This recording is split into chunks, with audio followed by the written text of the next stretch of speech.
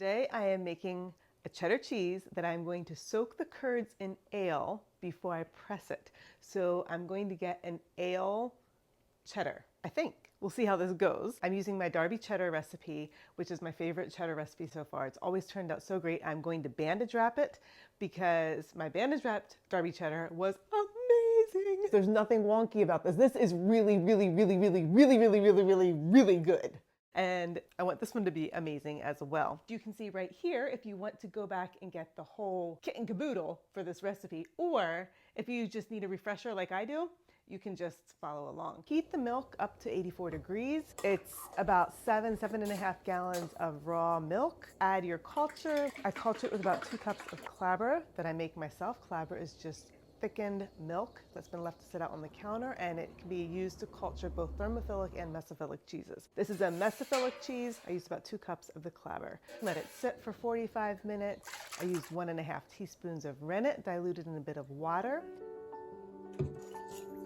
Then you add your rennet, let it sit for about 50 minutes. I let mine sit for about an hour, 10, somewhere in there.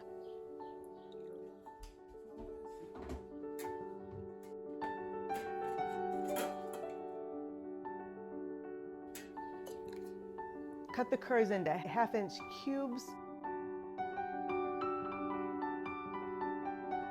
And then you let them heal for 5 minutes. Stir for 10 minutes off heat just till to express some of the whey, till they get a little bit firmer, till they get their sea legs. And then over the course of about 30 minutes, you raise the heat to 94 degrees. Cut the heat once it reaches that and stir for another 10 minutes.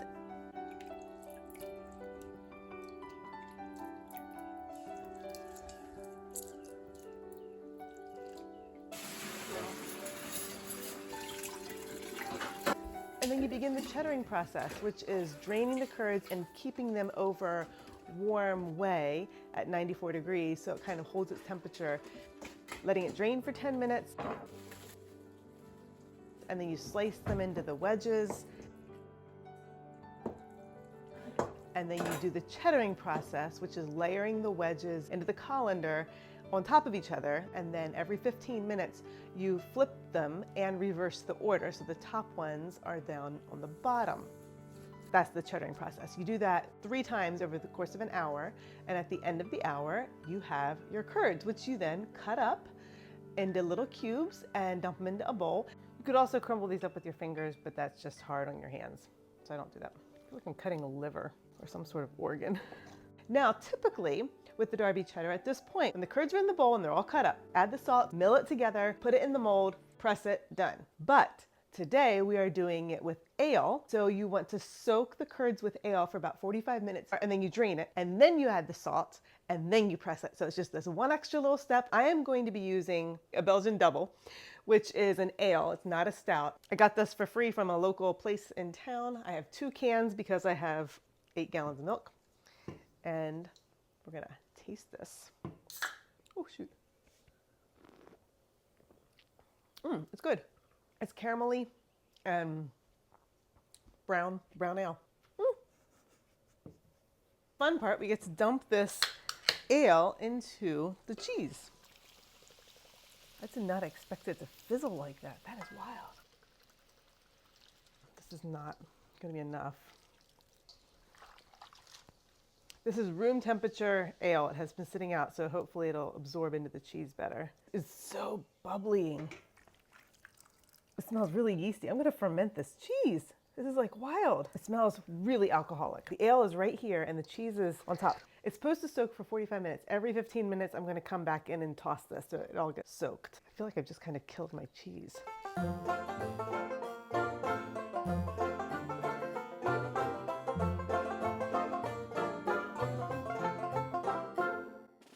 These smell yeasty, like beer. They've cooled down with the room temperature ale. I think they've shrunk a little bit more too. It's about 1 tablespoon of salt per gallon of milk, so I'm gonna do about 7.5 tablespoons. And you just stir this together, and the salt will express more whey. Gotta taste this. Feels like a really salty curd with a little bit of a caramel flavor, like a deep or something or other. It's not boozy. This will be interesting. I'm gonna be using a new cheesecloth. I'll warm it up. Now we're just gonna load up these caramel colored curds. Right, you can see there's a good bit of salt left over in here. Quite a bit actually. I'm gonna just dump it in. That should work its way in over some time. Okay, now this cheese is going to take quite a bit of pressure because it is cool and because the curds are not gonna knit together anymore. So we're going some fairly high pressure to start with. I'm doing 50. I'm going down pretty hard. 60 almost. I might even go higher. It really needs pressure to get it going. That's at 60. We'll come back in half an hour and flip this. This has now dropped. It's still right around 60 pounds of pressure, but it is no longer pressing because it is sitting on the mold. So I'm going to take this and flip it. I'm curious to see if the curds have knitted together at all. Oh no, not very much. Oh dear, people, look at this. It is not knitting together. This might be the worst one yet. They're really hard. Tastes good though.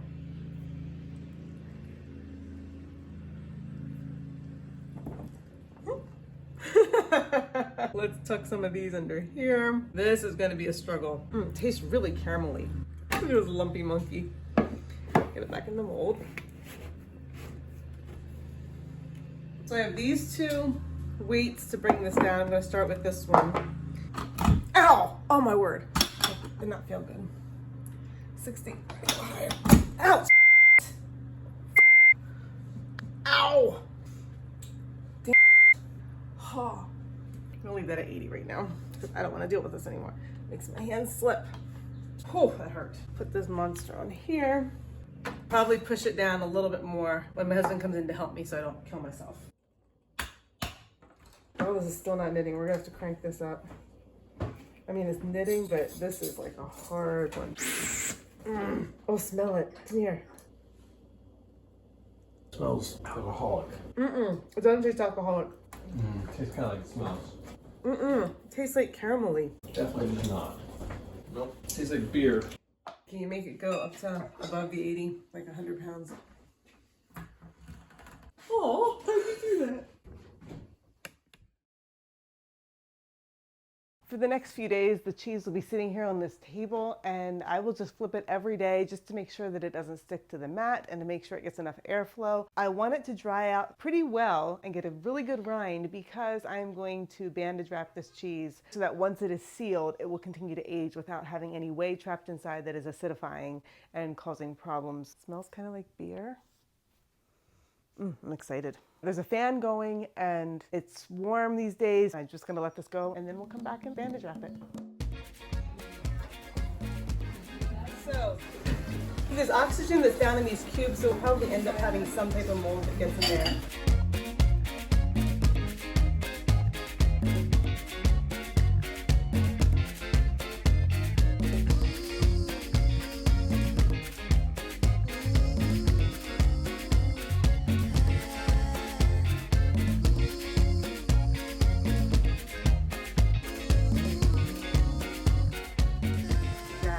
This fridge, look at it, the cheese cave. It's up to 78, 79 degrees, so it's not working. I don't know when that happened, maybe a day ago, maybe a week ago, because I flip them once a week. So what I'm doing is, to keep them from getting water on top or drips, I'm just doing this.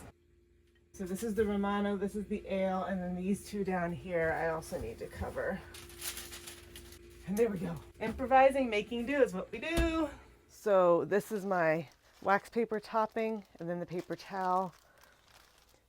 Staying pretty dry. The plate is wet, just like condensation, but it's on the outside. It's not too moldy. It's getting a little bit of blue, but it's kind of stable. And so I just flip it once a week and then cover it back up like that and stick it back in the cheese cave. I'm gonna taste this ale-soaked Derby cheddar today because it's only like 3.5 months and cheddar is supposed to go for a long time. But I recently learned that raw milk cheeses do not need to be aged as long as pasteurized milk cheeses. Cheeses made with raw milk have a lot going for it. They are stronger, they are more robust, they have more flavor, and they also age more efficiently or quicker or whatever it is they do because they pack a punch, I guess. So you don't have to wait as long if you're using raw milk cheese, which is basically slow slow food turned into fast food. Kind of cool, huh? I want to know if this process works well. First of all, with the ale. Secondly, with the large curds that weren't well knitted. This actually does not look too moldy. I feel like some soft spots, but I think that's like the bubble from fabric. And it's just nice, firm, hard cheese. It smells rancid. I have noticed that the fridge downstairs has a rancid lard smell, and this smells like rancid lard, which is not that appealing. We'll see if it soaked into the cheese at all. Cutting into the fabric, a couple spots. I can like get my knife underneath here and start cutting with the scissors. Remember, this is only my second lard wrapped cheese, but I was very impressed with the first one. This is hard. Vac packing is definitely easier to cut into. There is no mold on this cheese so far. So excited. Well, there's some mold on the cheese. I lied. I love how it looks. I love unwrapping it. It's like you have this buried, mummified object and you get to like reveal it. Here we go. That's how you peel it off. I don't want to get my hands on it as much. There we go. Oh, there's some nice green mold. This thing is saturated. Ha! So it's moldy. Smells a little rancid. It's very hard. And it's more like a black mold, greasy mold over there. You can see. But it doesn't look like it went deep in. Oh, wait, hang on. Look. So there. So you touch these little white spots and it's like all this lard. I'm gonna have to clean. Ugh, this might be a problem. So just scraping off this lard. But see, it's gotten down in the goopies. That might not be a good idea. You might need to only do a lard wrapped cheese when it's a totally smooth rind. I'm just gonna cut into this. I wanna know. Oh, it's hard. Oh, well, that looks lovely. Look how solid that is. It looks like it knitted better than I thought it would, right? That doesn't look bad. It smells boozy. So let's taste the center. I taste the beer. I like it. It definitely tastes like ale. Now there's a problem. The cheese itself is dry. Why do I always have trouble with dried cheeses? Not always. I don't always have trouble. Let's go back and look at how I did this. Did I overcook it? Am I overcooking my raw milk cheeses? I might be. I'm tasting the edge now. It's fine. I don't get a rancid lard flavor. I'm really tasting the edge now. It's fine. Okay, so I'm gonna go along and trim up these end pieces. It's actually really good. I think this cheese is totally fine. I don't know if it's worth it to bandage wrap an ale-soaked cheese because it drops the temperature of the curds so much that then it makes it hard to knit together, and then you have problems with mold going into the crevices, or at least lard going into the crevices. And I don't know if that's worthwhile. So these might need either the ale warmed up so it doesn't cool down the curd, or vacuum pack these. You want to have a smooth rind if you're going to do something that's alternative like bandage wrapping or a natural rind. This is definitely dry, but it's also definitely boozy, which is a good thing. It just dries out my mouth a little bit, like pools the moisture. So I think the curds were cooked too long. I'm gonna clean it up and backpack it and let it continue aging. So here's the cheese, all cleaned up. I wasn't very precious about it. You can still see there's some black spots and it's not all perfect. I just kind of chunked off different spots. But the inside of it is looking pretty good. And there's just a little bit of scrap, not much. So do I recommend ale-soaked cheeses? Yeah, I think I do. Like, I like the flavor. It's a good one.